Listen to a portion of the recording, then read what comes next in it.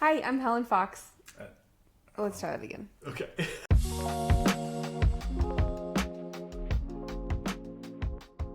Hi, I'm Helen Fox. I'm Coire Fox. And welcome to Poetry for Life. Also, welcome to Fox Tutoring's YouTube channel. We're glad to have you here. Today, my husband and I are going to start a poetry podcast to analyze and experience poetry and help you do the same. Do you want to tell them a little bit about how you came into poetry? Yeah, it was 2018. I was going through a rough time in life. I happened upon a book in an airport, 100 poems to make grown men cry. And it really affected me, one poem in particular in there. And I got really interested in reading more poetry. So I bought How to Read a Poem by Tanya Runyon. And that book really kind of snapped everything in place for me. It kind of anchored, it gave me a way to have a method for reading poetry, and once you have a method, it gets easier. So I just started reading, and then I started writing, and here we are today. I think that's so key, the idea of having a method when you approach poetry. Mm-hmm. Even it doesn't have to be anybody else's method. It can be your method. I take from that book and other books, and I've kind of cobbled this together over the years that I've been reading and writing. So absolutely, you can make it yours. Yeah. Mm-hmm. Well, today we're going to be looking at the poem "One Art" by Elizabeth Bishop. Will you read it for us? I will. One Art by Elizabeth. We've been having problems with Elizabeth. Yeah. One Art by Elizabeth Bishop. The art of losing isn't hard to master. So many things seem filled with the intent to be lost that their loss is no disaster. Lose something every day. Accept the fluster of lost door keys, the hour badly spent. The art of losing isn't hard to master. Then practice losing farther, losing faster, places and names and where it was you meant to travel. None of these things will bring disaster. I lost my mother's watch, and look, my last, or next to last, of 3 loved houses went. The art of losing isn't hard to master. I lost 2 cities, lovely ones, and vaster, some realms I owned, 2 rivers, a continent. I miss them, but it wasn't a disaster. Even losing you, the joking voice, a gesture I love, I shan't have lied. It's evident, the art of losing's not too hard to master, though it may look write it, like disaster. I made a mistake in the middle there, but that's okay. So when you make a mistake, you just keep going, right? Yeah. Just keep going. I think it was on none of these will bring disaster. Yes. I said none of these things will bring disaster. So read it 3 times to yourself, and you'll catch all those places you mm-hmm. So we're going to start with our first impressions. This is a good way to warm up to the poem, maybe read it a couple times to yourself first, like Coire said. Mm-hmm. But we're going to start with our first impressions, how it makes us feel, and what we notice about the poem. So first impressions to me are, there's a lot of talk of loss in the poem, but it doesn't feel sad. You know, it just feels kind of stoic. And so that's an interesting juxtaposition in and of itself. But yeah, I mean, it's definitely speaking to something we all experience in terms of loss and in terms of accumulating loss. So I think that's really what the essence of the poem is getting at. Like you said, when you read it, it's about loss, but it almost feels flippant. Mm-hmm. It's like chipper. It almost has a chipper tone about loss, which can actually rub me kind of the wrong way sometimes, because our normal reaction is like, loss is difficult. Mm-hmm. I don't want to. No, it is hard to master. I disagree, and that's exactly what she is getting at. Of course, is that actually mastering loss is very painful, and saying it isn't hard to master is ironic and contradictory. So flippant. Yes, and flippant. So how does this poem make you feel? This poem makes me feel like someone is trying to convince themselves that they're not sad. It makes me feel like someone's resisting something. There's resistance. It makes me feel conflicted because the art of losing isn't hard to master. Why would I want to master that anyway? It's like I'm confused, and then I realize, okay, I'm sad, but I'm trying not to be. That's kind of the direction she takes us, I think. I think resistance is such a great word here, and this desire to control pain. I think that is coming up for me as well, considering to her form that she uses. After you have your first impressions of the poem, next you can start to go deeper into the poem's diction, go deeper into the poem's form, and some of the authorial choices that are contributing to the poem's meaning. Let's start with the form of the poem, since that's such a key aspect. Yeah, it is. To the meaning. It's it's a villanelle, and the villanelle is 19 lines, and it's got some other technical stuff. Yes. A villanelle is a 19-line poem. It has 5 3-line stanzas or tercets, and then a 4-line quatrain at the end. The rhyme scheme is ABA, and then the last quatrain is ABAA. With the ABA rhyme scheme, the first and third lines of the poem are going to rhyme, and then the middle line of all the stanzas is also going to rhyme. So we have master and disaster rhyming, and then intent, spent, meant, went, continent, and evident. So that is the villanelle. It almost gives us like an echoing feeling, or a circular feeling. It's almost like it's always going to be like this. It's always here. It's recurring. It really doesn't lend itself to narrative. You can't really tell a story with a villanelle. That's a great point. Yeah. I also think that this is another irony of the poem that, well, if losing isn't hard to master, then why would we need to come back to it every stanza? Why would we need to circle it and obsess about it over and over again? Mm-hmm.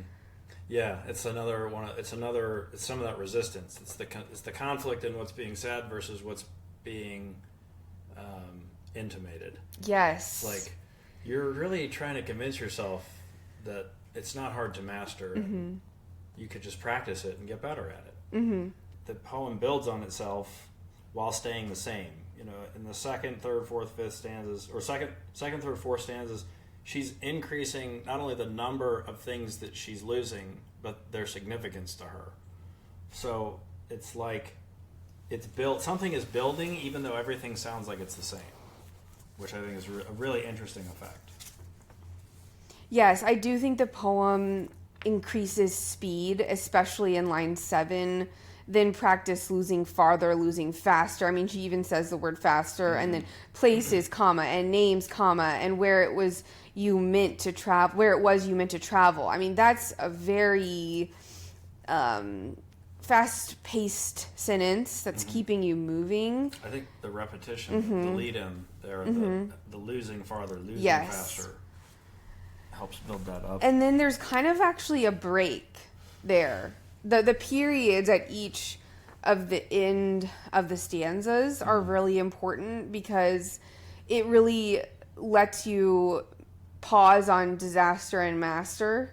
But then after line 9, you're going to line 10 with I lost my mother's watch, which is a short sentence and makes a more firm stop right there. So yeah, it kind of makes a splash at the beginning of that stanza, because she's starting that stanza with the loss, rather than giving an instructive. Lose something every day, practice losing farther. The third, or it's the fourth stanza, but it's the third recounting of things that she's lost. it starts with the loss, and it's almost like no more fluff. This is what I've lost. It's like she's starting to bear her soul, her actual feeling here. Absolutely.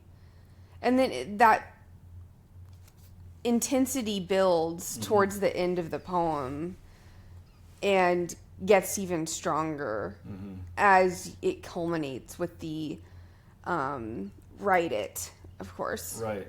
And the beginning, I feel like the beginning of that stanza as well, with that dash. There's no dash anywhere else.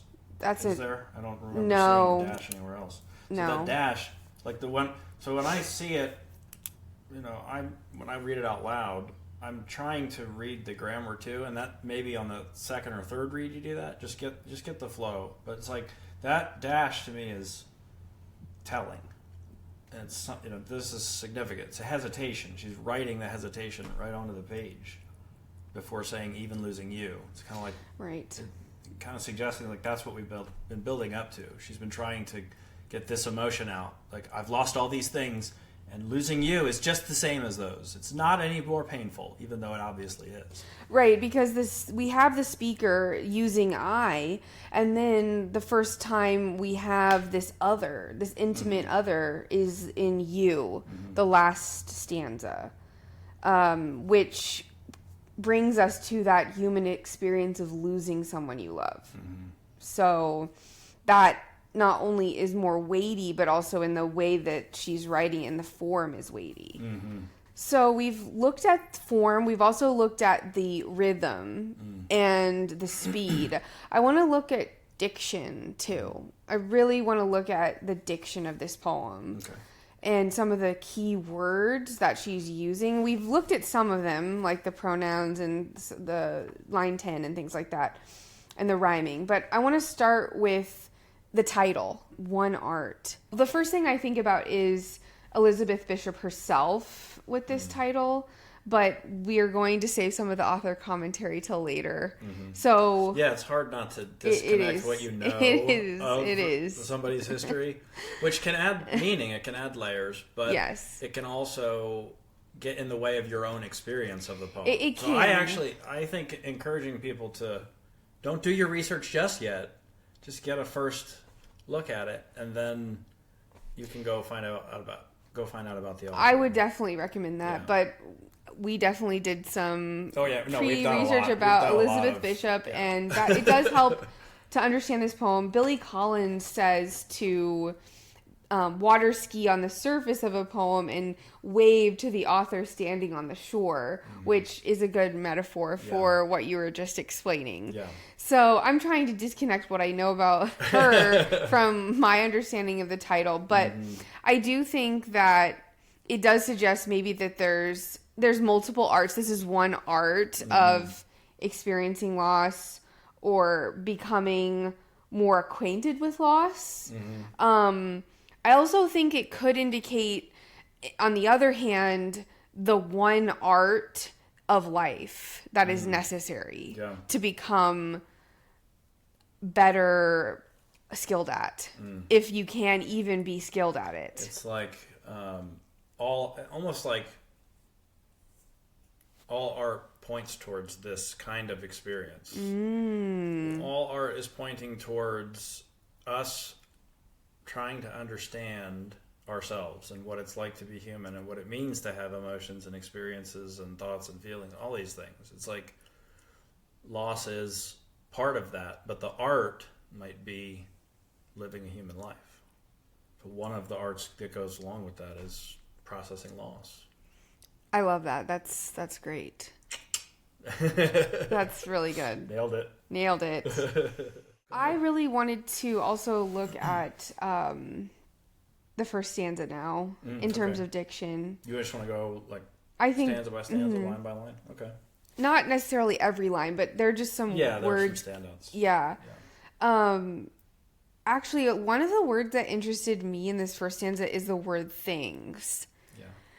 I often tell my students never to use this word in their own writing, especially analytical or argumentative writing. I don't particularly like this word. It's not a very nice sounding word either. It's vague. It's very broad.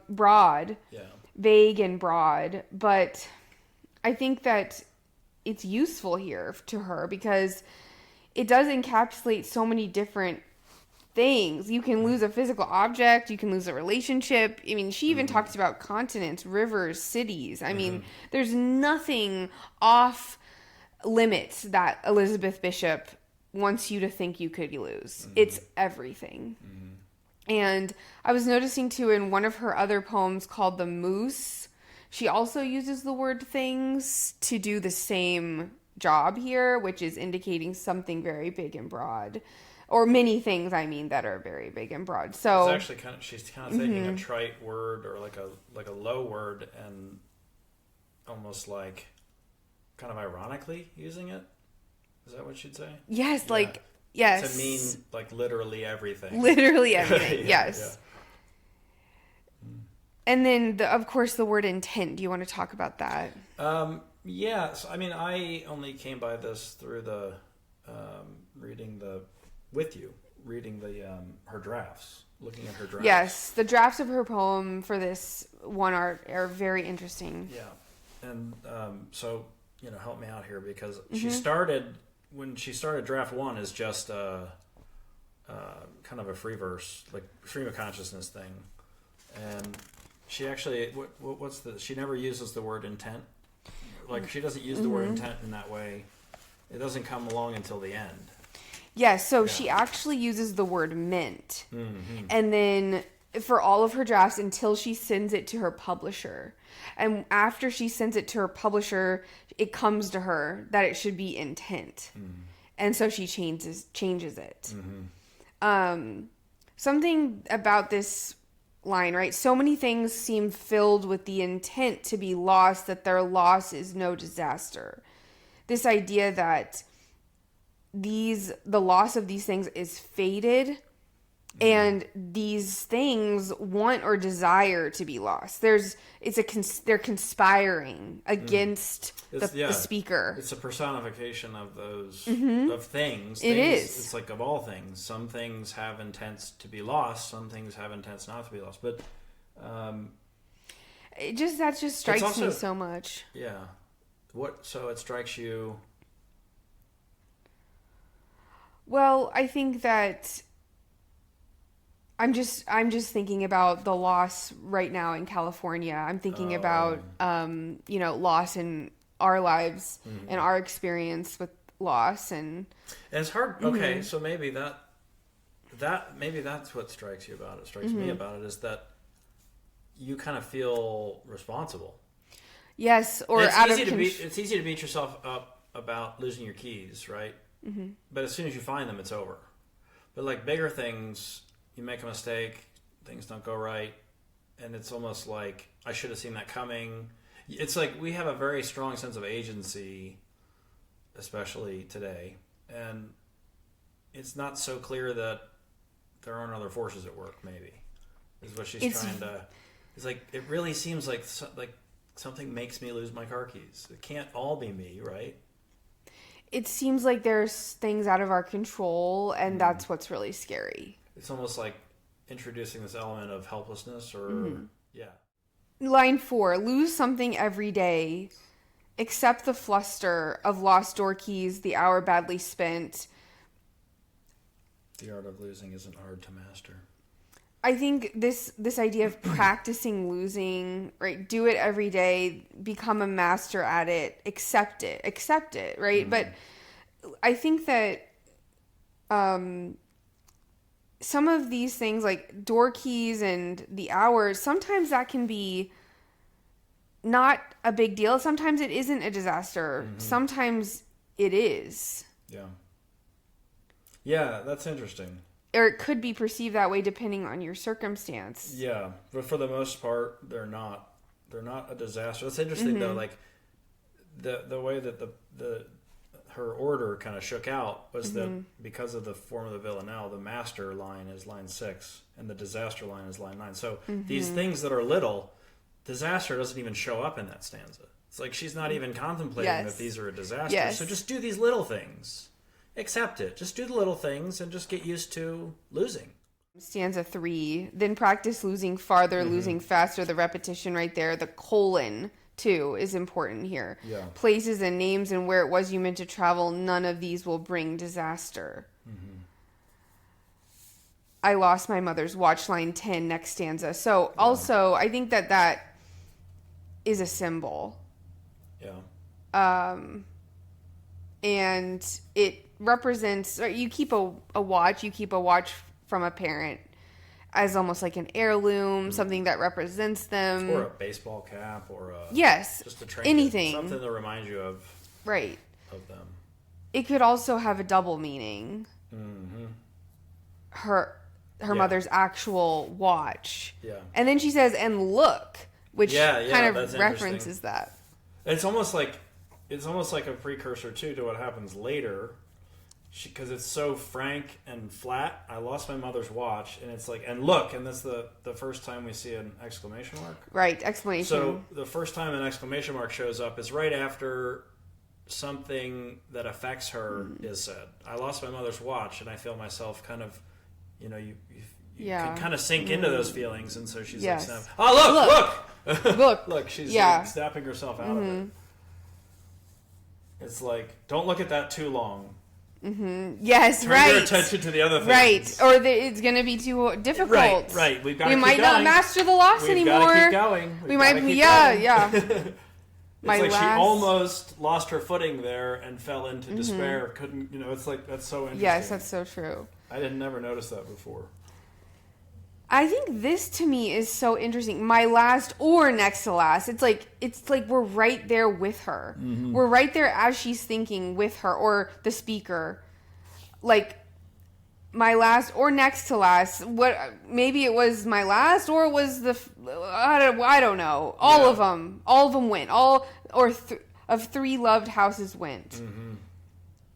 And the house, again, coming back to the idea of a home. Yeah. That's important. That idea and that theme, I think, is important. And it shows up. So we could add that layer later. Yes, it shows up. That's a biographical piece, so we'll wait for that. But I think the idea, nevertheless, is important, that she's bringing in door keys, time, family, like mother and home, right? Yeah. These are important things that we do not want to lose, of course. Right.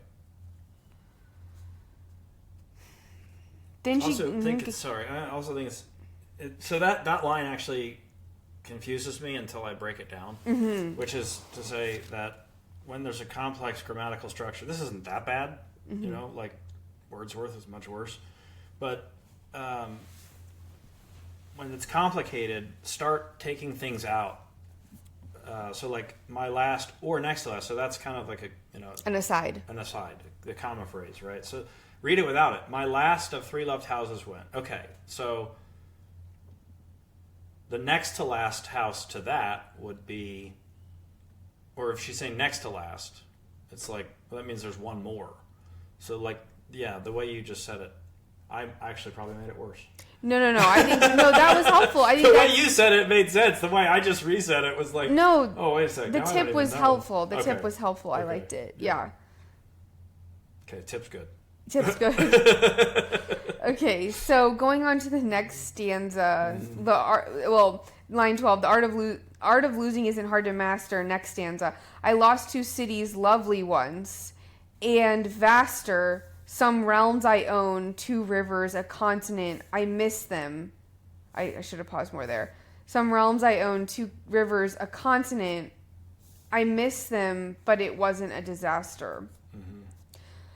What I think is really interesting about these words here, the diction in this stanza, some realms I own. To me, that is so vast. I think of that when I think of that word.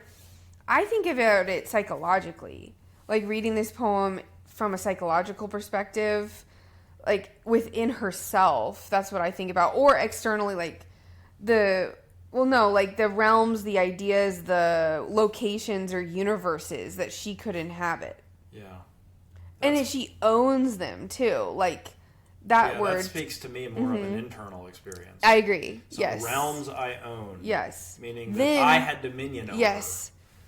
And then she goes external. Yes. 2 rivers, a continent. Mm-hmm. Is that what you mean? Mm-hmm. Yeah. Things in the natural world. Mm-hmm. Another juxtaposition. Right. Internal and external, I think. I miss them. But it wasn't a disaster. Well, that's an interesting thing that I'm just seeing again, is that in the villanelle structure, a lot of villanelles will repeat the line word for word. The art of losing isn't hard to master. To be lost, that their loss is no disaster. Right? So she does choose to repeat the full line. The art of losing isn't hard to master word for word. But the other one that ends in disaster, she changes it a little bit. She does. To fit what's going on in the stanza. Why do you think she did that? I think it was because she started writing this poem as a stream of consciousness. Mm-hmm. So the villanelle structure wasn't her first idea, her first priority. So I think it adds some of that flexibility and depth of the stream of consciousness. And the depth and the vastness of loss, while still adding the tone of the flippant tone and the desire for control. Mm-hmm. I think it's a way to balance those two things and like feel the tension. I also think the lines that have master has a connotation of order and having succeeded or have dominion over something, right? Disaster indicates chaos, so those lines are literally more chaotic. Yeah. So then we get to the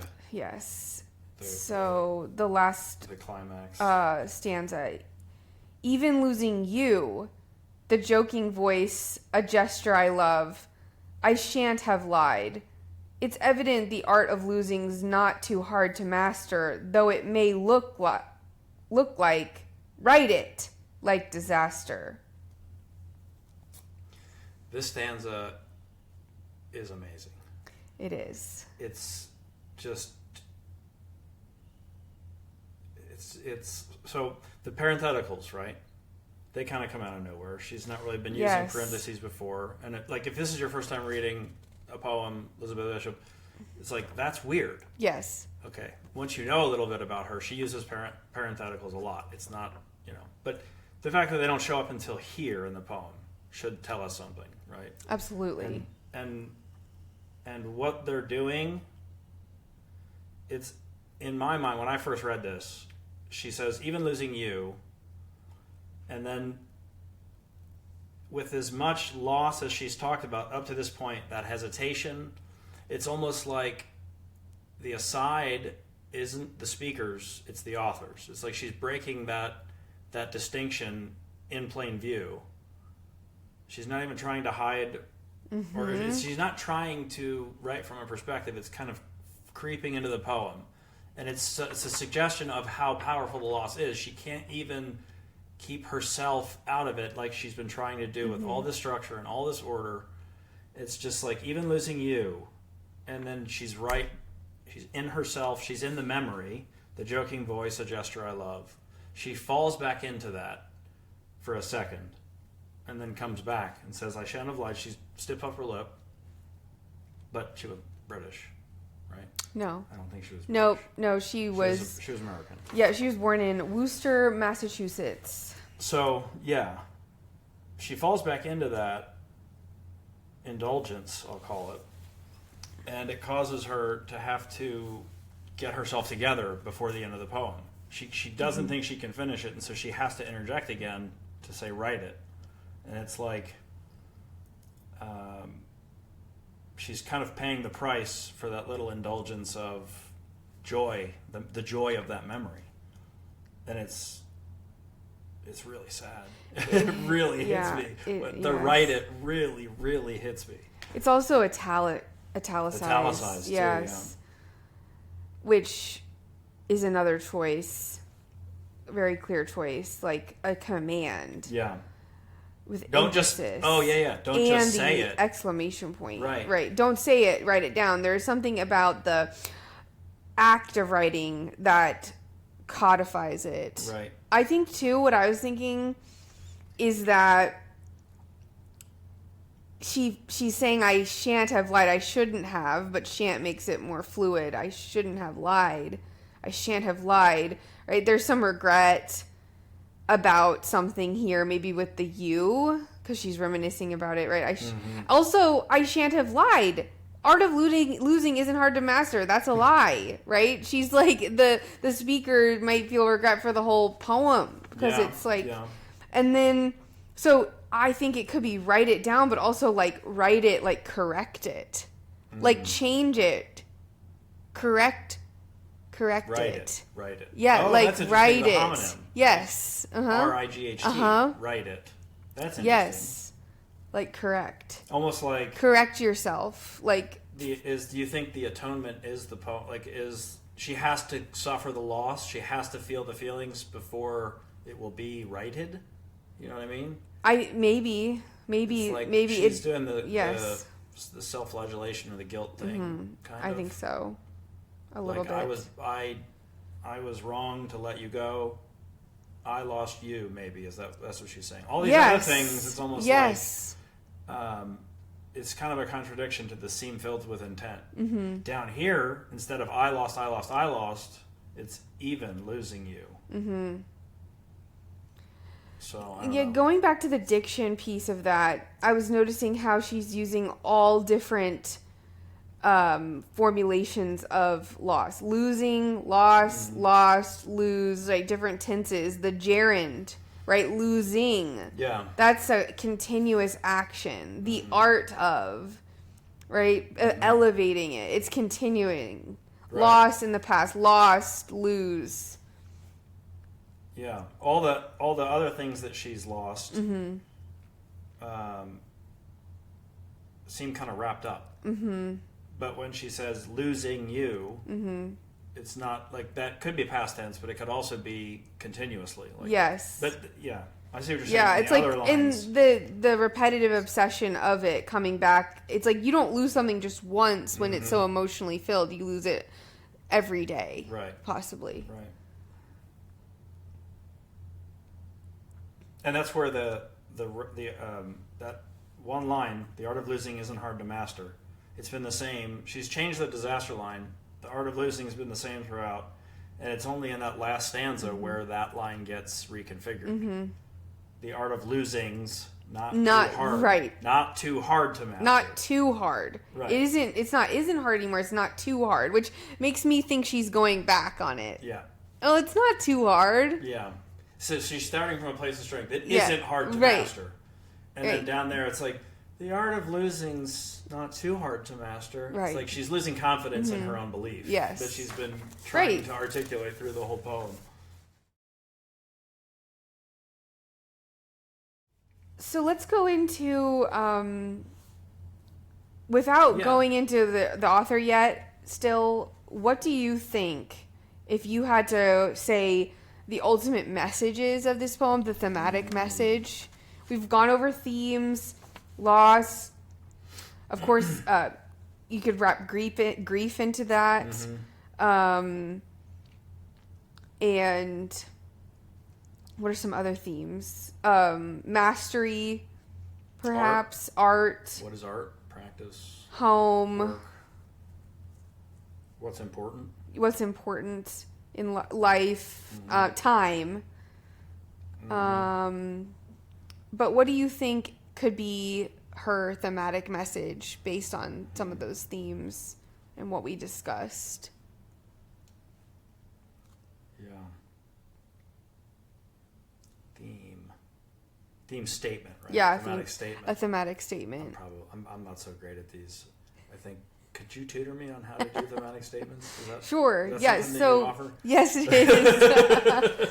So it would be something like. This is the hard part. Yeah. To summarize your learning. Avoiding loss doesn't make it better. Is that a thematic It statement? is. It is. Because you're asking, what is Bishop trying to tell us about loss? And to some extent herself. Yes, it is, but a thematic statement isn't about the speaker or the author. But yes, you're right. It tells us a lot about her. Yeah. But we are not necessarily looking at that when we're taking an analytical approach without the author. So, yes, avoiding loss does not heal the emotions contained within it or that plague you. Maybe perhaps that there is no such thing as mastering the pain associated with loss in the human experience. In the human experience, there are forces outside of our control that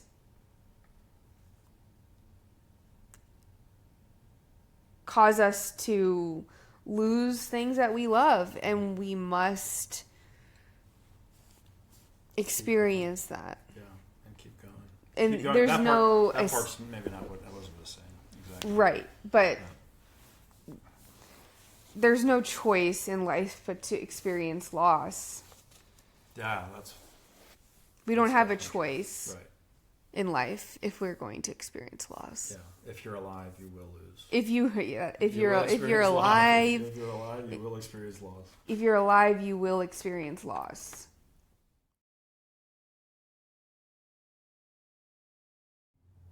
Okay, so next we're going to just reflect on this theme that the poem today has brought forth, which is loss.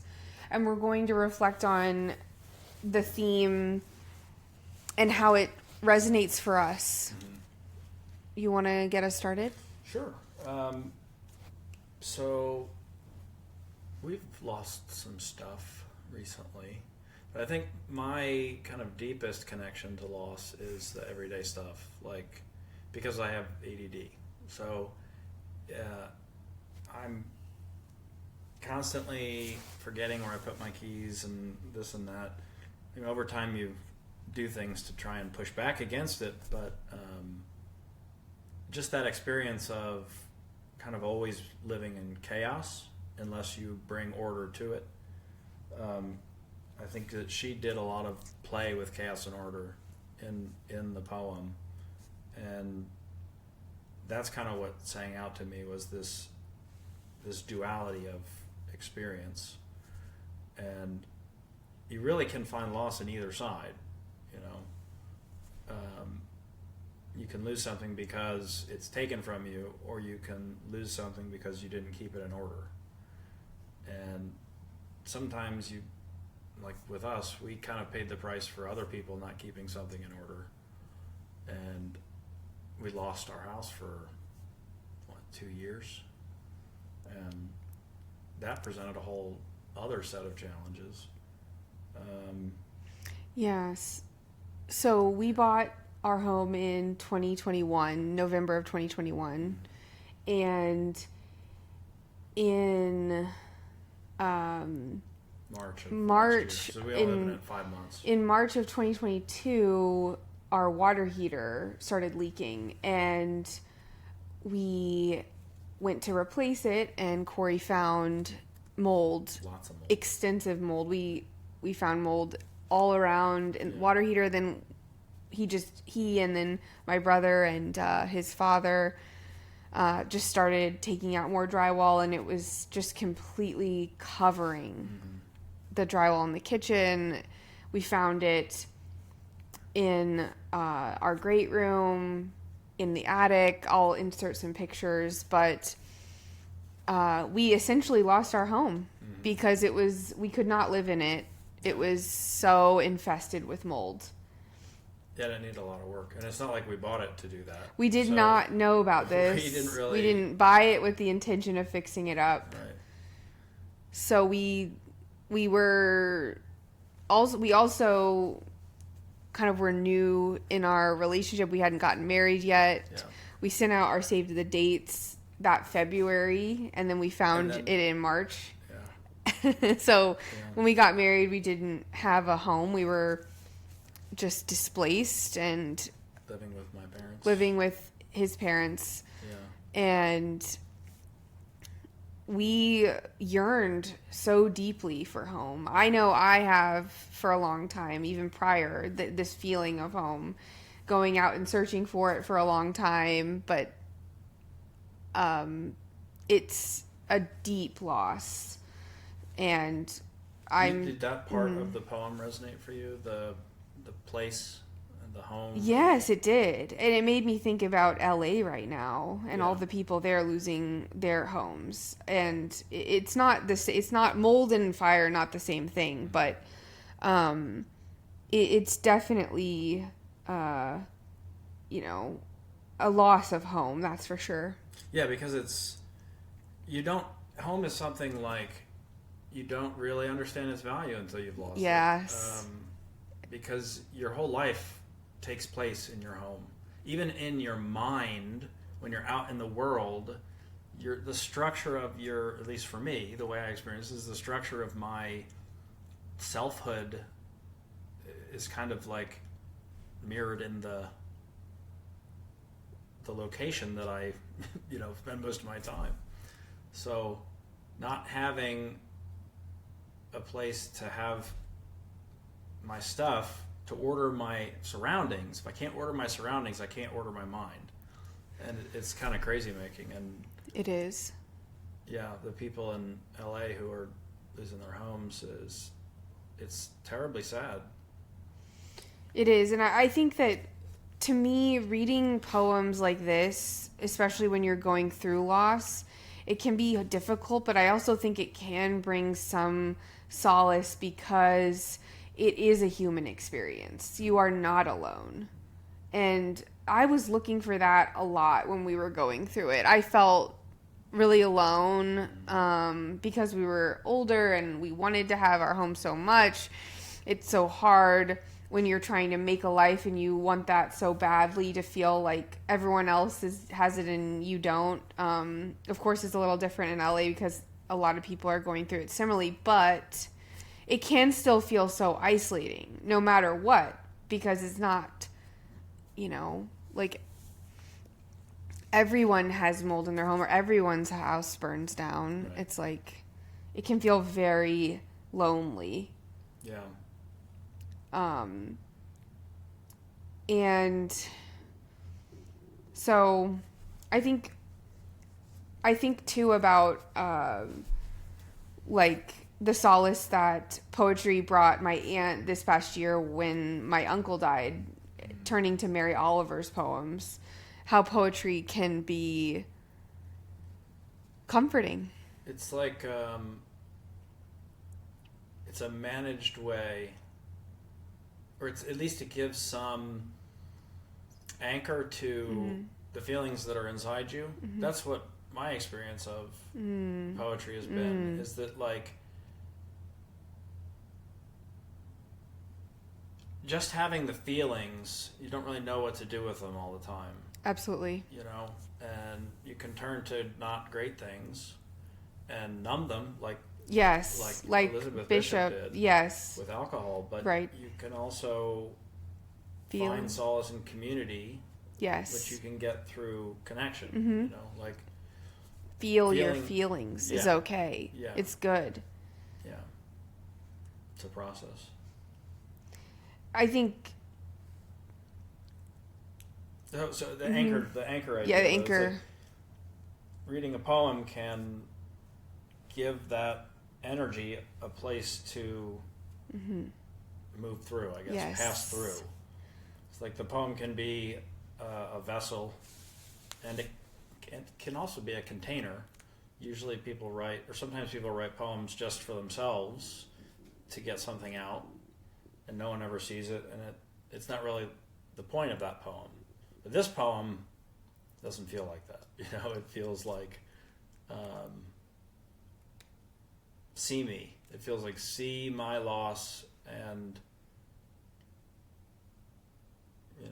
know I'm experiencing the same thing that you are. Yes. In some way. Yes. Just in my own way in these particular details, which she doesn't share with us. She hints that there are these things. Oh, I've lost all these things. But she doesn't really tell us about her feelings of loss in these things. So it's like that's in that way. It is this poem in particular. I feel like it is a great vessel because everyone's in it. It's not just her, even though she's the one writing it. There is something therapeutic about others seeing your loss and validating that, and just having it be known. That's really important in the grieving loss process, I think. Yeah.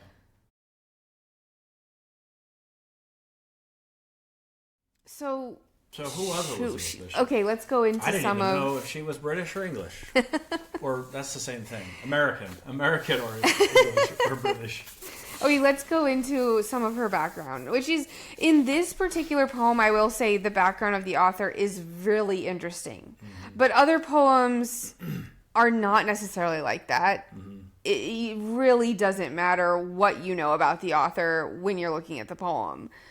This one, there's a lot of her in it. So, Bishop was born in 1911 and died in 1976. She was born in Worcester, and her father died when she was very young. And her mother had a mental breakdown after this, unfortunately, and was put into a sanitarium in 1916 and died in 1934 when, basically when, from the time that she was 5 years old, she didn't have any parental figures from her immediate parents.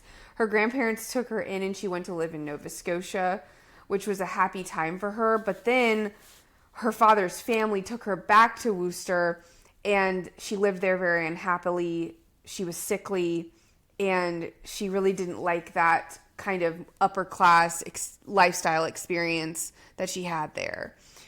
Then she went to Vassar in 1934 during the Great Depression, and she was already actually a pretty accomplished writer when she was in college. She was described as independent, shy, but also very unique, but not demure. Her first book of poetry was titled North and South, which I think indicates her fixation with these juxtapositions in our lives, and these place. Polarities and place. In one of the documentaries about her, Lloyd Swartz describes her as somebody who could never find a place where she felt at home. And this defined her life. She traveled after college to many different places, just looking for places she felt comfortable. She ended up in Brazil only because she got ill and lived there for a long time with a partner for 15 years.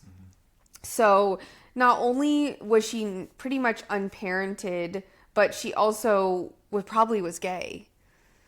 So that probably also impacted her feeling like an outsider.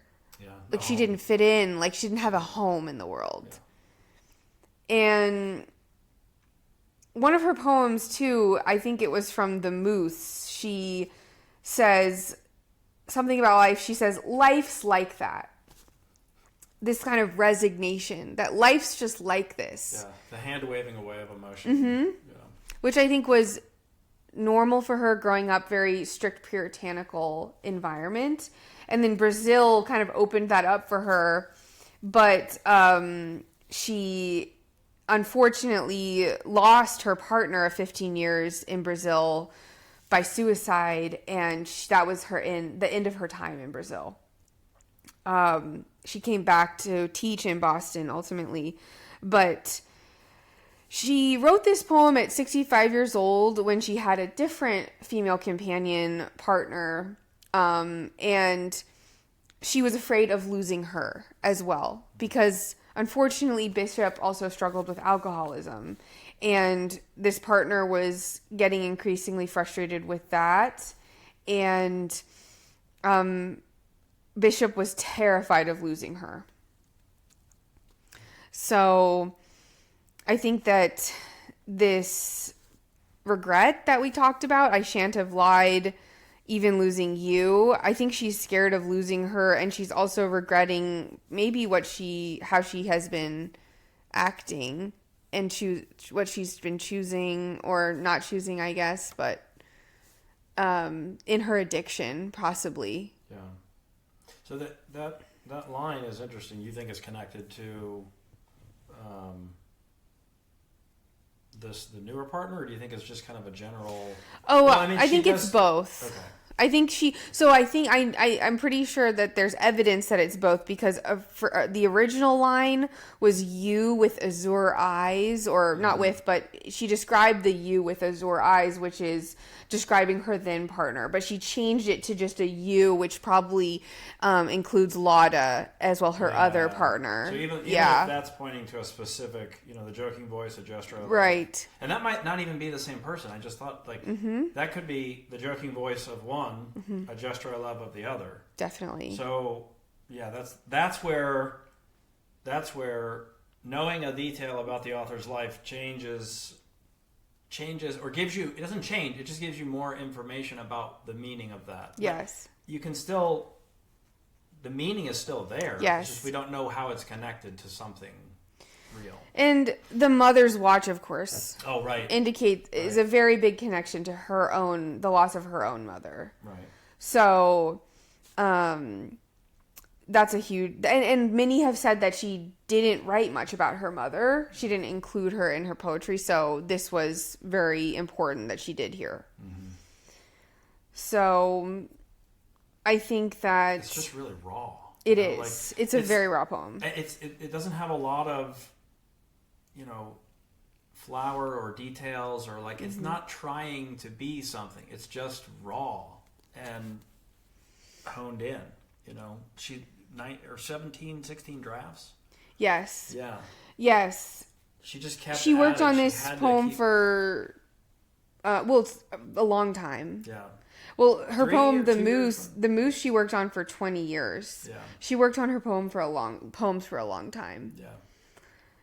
Which indicates, I think, the art of poetry. Yeah. We often look at poems and, I can't understand this, I don't know what it means. Well, yeah, it is probably going to be hard to understand. People spend a lot of time crafting these. Right, and some poets don't. Some poets have an audience that might not include you. Yes. Some people are writing to other poets. Mm-hmm. Some poets are writing to people they hate, people they love. Some people are writing to no one. Some people are writing to themselves. And so that can change, how it's perceived, for sure.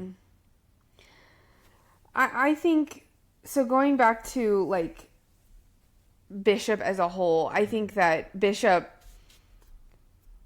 it has been mentioned that she suffered from shyness, insecurity. She didn't want to be in the public eye, and that I think at this point in her life, she was gaining confidence, but I think that she started to feel I've gotten pretty good at loss because it's all that I've experienced. So let me kind of boast a little bit about the fact that this is such a big part of my identity, and whether you can master it or not, in some sense, she felt like maybe at least she's had a lot of experience with it. Mm-hmm.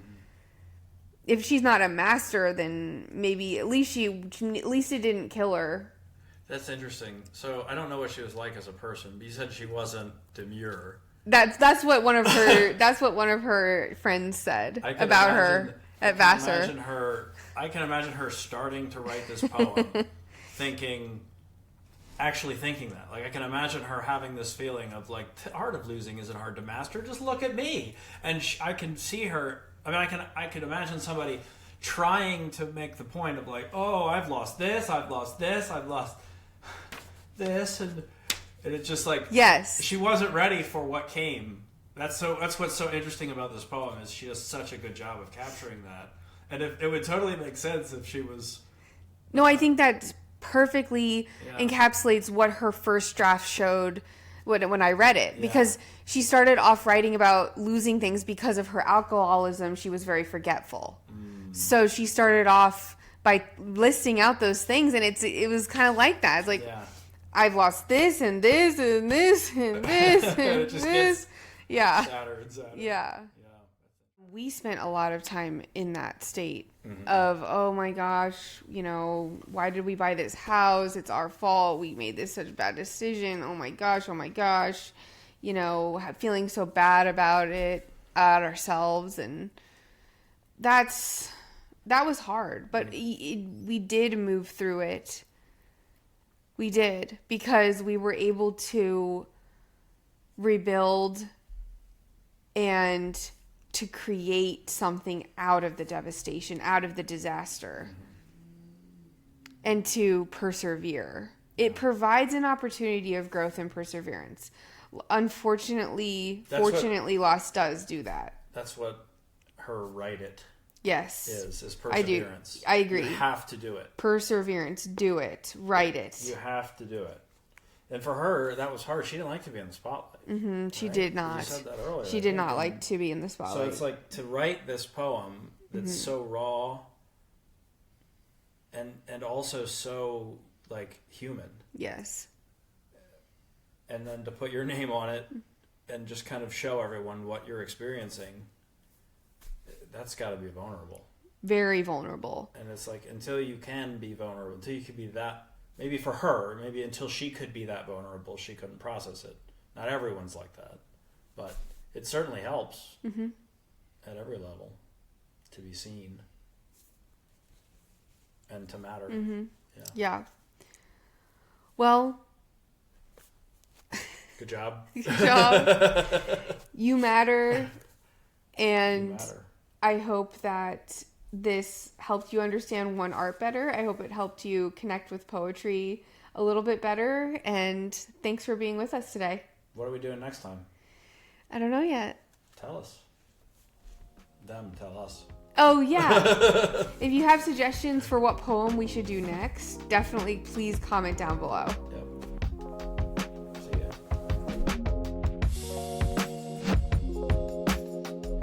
So, yes, Helen? You'd like to start us off? you have something in your teeth or it's really large.